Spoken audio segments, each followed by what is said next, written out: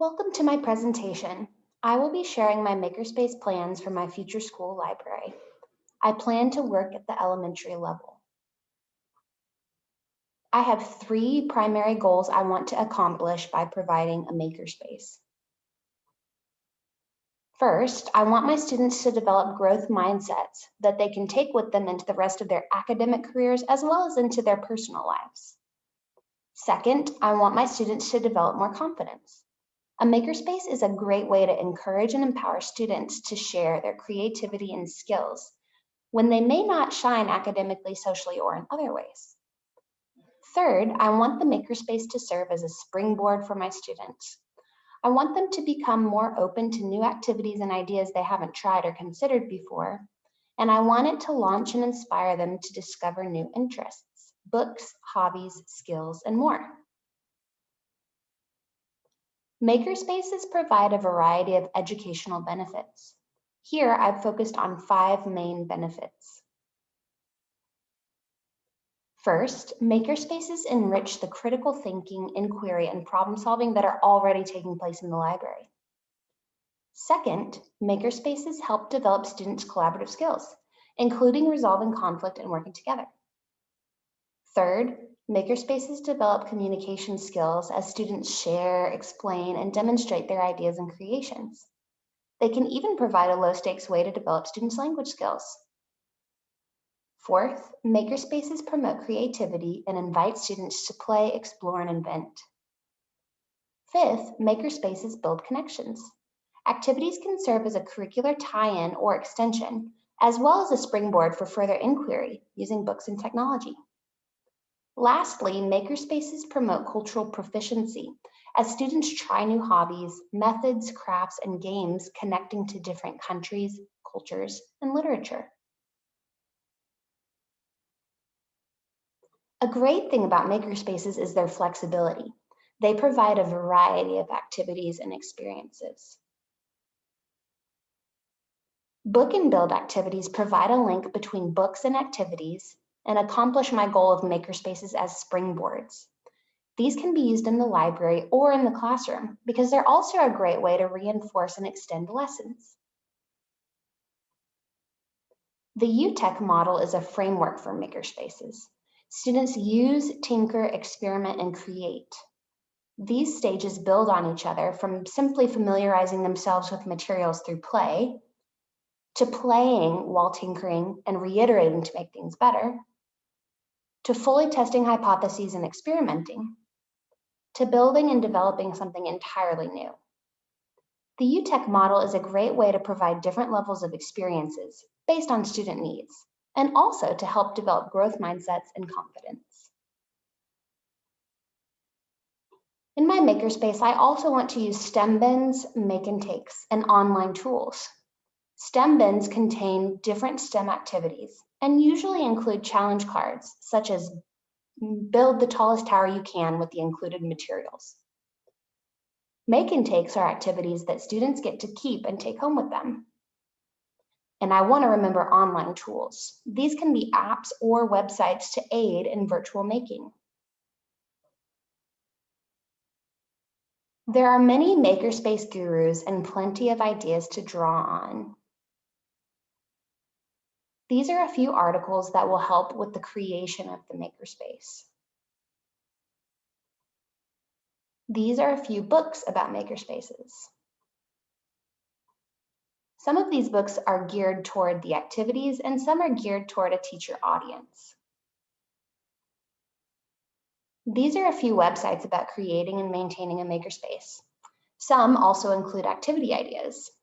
Beyond these resources, I plan to work with classroom and specials teachers to see what making activities they're already using and any ideas they have for collaboration with the library. Good makerspace design considers the physical space it will take up. In designing the space, I focused on accessibility, portability, organization, storage, and flexibility. Materials will be stored in clear stacking containers of various sizes with lids. Specialized kits will be stored in their original packaging. Preferably, all materials will be stored in the librarian's office and pulled out as needed on a rotating basis, but less expensive items that are used the most frequently will be stored in a dedicated section of empty library shelves. A rolling cart will also be used as a mobile makerspace that classroom teachers can check out and will be stocked with the requested materials. These containers will also be used to store students' unfinished projects between library visits, as well as material donations. This layout is actually based on the layout of my mentor's library, and I chose it because she has really economized on a very small space. In my future library, if it's large enough, I hope to have a permanent corner or section dedicated to making, storing, and displaying student creations. Except for heavy or expensive items like a 3D printer that needs to be secured and stay in one spot, materials will travel in bins to give students accessibility and flexibility to work in different parts of the library, at tables or on the floor, individually or in groups. Less expensive items can be stored on empty library shelves for students to freely access. More expensive items can be stored in the librarian's office and brought out as needed. Good makerspace design also considers its users. The makerspace will be set up in the library and offered to every student during library visits. There will be a mobile makerspace cart for teachers to check out for the classroom. Anyone who visits the library, such as admin, other campus staff, or even students' families, will be able to use the makerspace when they visit. An after-school makerspace club with either a structured or workshop format is a future possibility.